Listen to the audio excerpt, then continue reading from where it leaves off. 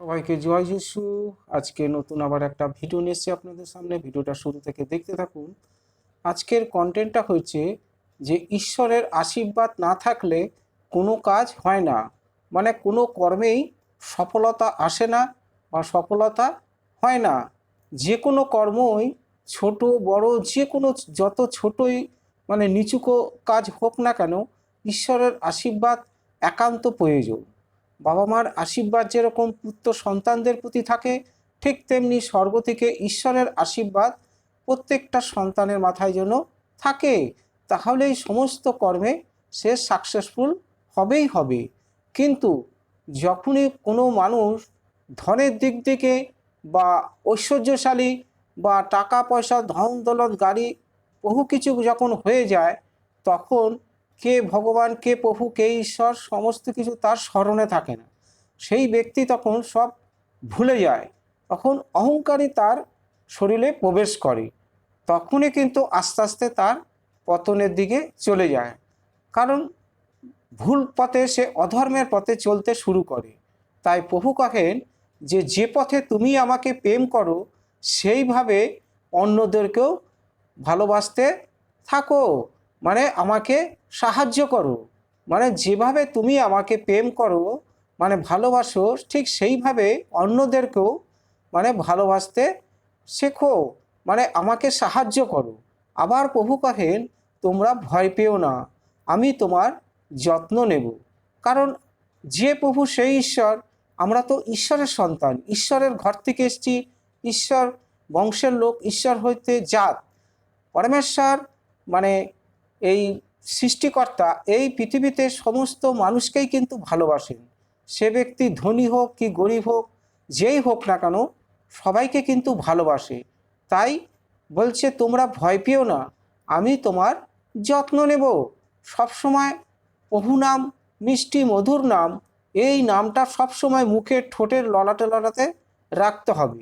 যে হে প্রভু দয়া করো, হে প্রভু করুণা করো, আমাকে আশীর্বাদ করো, আমি সমস্ত কর্মকে যেন তোমার আশীর্বাদের ফলে বহুদূর পথ অতিক্রম করে যেতে পারি। আর এই যে কর্ম করছি, আমার ব্যবসা বাণিজ্য হোক, চাকরি বাকরি বা জমি চাষাবাদ হোক, তুমি তোমার আশীর্বাদের ফলে যেন আমার ধনবৃদ্ধি হয়, আগে থেকে আয় উন্নতির জন্য অনেক যেন বহুগুণ বেড়ে যায়। তো প্রভুর কাছে প্রার্থনা করে সমস্ত কর্মে হাত লাগাতে হয়। তা প্রভুকে স্মরণ করলে মানে কোনো কাজে তখন কিন্তু তার বাধাবিঘ্ন আসে না। তাই প্রভু কহেন যে তোমরা যে পথেই যাও না কেন, যে কর্মই করো না কেন, আমার দৃষ্টিপাত তোমাদের প্রতি আছে, আমার স্মরণ তোমাদের প্রতি আছে। তোমরা কখনো কোনো দিন ভয় করো না, শুধু সাহস করো।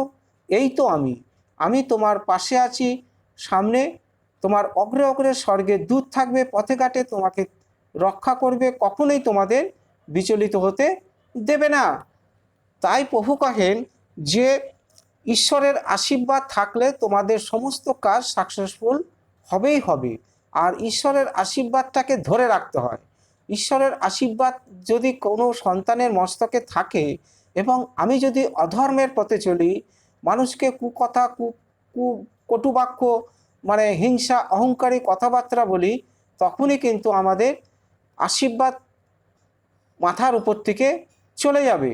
কারণ অহংকারে কিন্তু মানুষকে পতনের দিকে নিয়ে যায়। অনেক ভালো ভালো ছেলেমেয়ে আছে, মানে খুব ভালো উচ্চশিক্ষিত, অথচ সে ভালো একটা চাকরি পাচ্ছে না। কিন্তু কারণটা কি? নিশ্চয়ই কোথাও কোনো না কিছু কিছু একটা ব্যাপার আছে, কোথাও কিছু খামতি আছে। কারণ আমরা সেটা বুঝতে পারছি না, জানতে পারছি না। তাই সে ভালো একটা চাকরি পাওয়া থেকে, ভালো ব্যবসা বাণিজ্য, ভালো কিছু কর্ম থেকে সে বঞ্চিত হয়ে যাচ্ছে। শিক্ষা, উচ্চশিক্ষা লাভ করলেই হয় না, কারণ তাকে সহানুভূতিশীল এবং মনুষ্যত্ব জ্ঞান মানবতাবোধ তার অন্তরে থাকা চাই। তাহলেই সেই ব্যক্তি একজন প্রকৃত মানুষ হিসাবে গণ্য হয়। আমি লেখাপড়া শিখে উচ্চশিক্ষিত হলাম, জ্ঞান অর্জন করলাম, অথচ মনুষ্যত্ব জ্ঞান মানবতাবোধ আমার শরীরে নেই, তাহলে কিন্তু সেই শিক্ষার হার, লেখাপড়া শেখা মানে বৃথা, আমার কোনো কাজেই আসবে না। হালেলুয়া। তাহলে আজকের কন্টেন্টটা এই, আমরা যে কোনো কর্মই করি না কেন ঈশ্বরের আশীর্বাদ থাকা অবশ্যই জরুরি। বাবা মার আশীর্বাদ যেরকম প্রত্যেক সন্তানের মাথায় থাকে, ঠিক তেমনি স্বর্গ থেকে প্রভুর আশীর্বাদ মানে ঈশ্বরের আশীর্বাদ আমাদের মাথায় থাকা অবশ্যই দরকার। তাহলে কোনো কাজে আমাদের বাধাবিঘ্ন আসবে না। যে কাজেই আমরা হাত লাগাবো, যে কর্মই করি না কেন, প্রভুর আশীর্বাদের ফলে আমাদের ধনবৃদ্ধি হবে, আয় উন্নতি অনেক অনেক গুণ বেড়ে যাবে। আমাদের সংসারে আগে থেকে সচ্ছলতা ভাব ফিরে আসবে, অভাব অনটন দুঃখ কষ্ট আর থাকবে না। মানে কথা থেকে যায়, কিন্তু মানুষের দুঃখ কষ্ট বেশি দিন থাকে না, প্রভু ঠিক পরিত্রাণ করে দেয়। তা প্রভু কিন্তু স্বর্গের দূত পাঠিয়ে আমাদেরকে মনের পরীক্ষা করে। দুপুরবেলা অথবা পরন্ত বেলায় এক ভিক্ষুককে পাঠিয়ে প্রত্যেকটা মানুষের কিন্তু মর্মের পরীক্ষা করে যে আমরা কতটা প্রভুকে মানে ঈশ্বরকে ভালোবাসি। যে তখন একজন ভিক্ষুক রূপে বাড়িতে এসে তাকে পরীক্ষা করে দেখে। তাই কখনো কোনো ভিক্ষুককে কালামুখ কটু কথা কখনো কিছু কোনোদিন বলতে নেই, যে আজকে তো কিছু নেই, আজকে যান, আবার কালকে বা অন্য একদিন এসেন, সেদিনকে আমরা আপনাকে ভিক্ষুক দেব। তাই প্রভু স্বর্গ থেকে প্রত্যেকটা মানুষকে কিন্তু পরীক্ষা করে দেখে, তারপরে কিন্তু আশীর্বাদ বরণ করে। সেই আশীর্বাদের ফলেই সে মানে বহুগুণ ধনবৃদ্ধি তার বাড়তে থাকে। আর ঈশ্বরের আশীর্বাদ কোনো সন্তানের মাথায় থাকলে কোনো অশুভ শক্তি শয়তান হরণ করে নিতে পারে না, কখনো না, কোনো দিনও না। আর এই জগতের মানুষের কাছ থেকে কেউ যদি কোনো জিনিস দেয়, আবার সেটা শয়তান কিন্তু হরণ করে নিতে পারে। তাই ঈশ্বরের হইতে সমস্ত কিছু প্রাপ্য থাকা দরকার। ঈশ্বরের ঘর থেকেই যেন আমরা কিছু পেতে পারি। সেই যে কোনো কর্মই করি, যে কাজেই করি না কেন, আমাদেরকে প্রভুর কাছে প্রার্থনা করে বলতে হয়, হে প্রভু ঈশ্বর, আমার কর্মকে তুমি আশীর্বাদ করো, আমাকে তুমি শক্তি দাও, যেন কর্মের মাধ্যমে আমি ধর্মকে পালন করতে পারি এবং ঈশ্বরের রাজ্যে সুসমাচার প্রচারকের কাজ করতে পারি, এবং আমার মতো আরেকজনকে যেন প্রভুর পথে সুশিক্ষা, আমি প্রভুর উপদেশ সমস্ত কিছু বাক্য বচন বলতে পারি। সেই রকম তুমি আমার মুখকে ব্যবহার করো, আমাকে সেরকম সুশিক্ষা দাও। হালেলুয়া। তাহলে আজকের কন্টেন্টটাকেই, যে ঈশ্বরের আশীর্বাদ না থাকলে কোনো কাজ হয় না, মানে কোনো কর্মে সফলতা আসে না বা হয় না।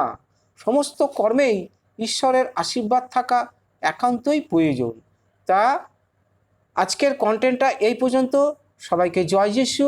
প্রভুর কাছে প্রার্থনা করি যে ভিডিওটা ভালো লাগলে একটা সাবস্ক্রাইব দেবেন, যাতে পরের ভিডিওগুলো সবার আগে আরও ভালো ভালো ভিডিও আপনাদের কাছে পৌঁছাবে।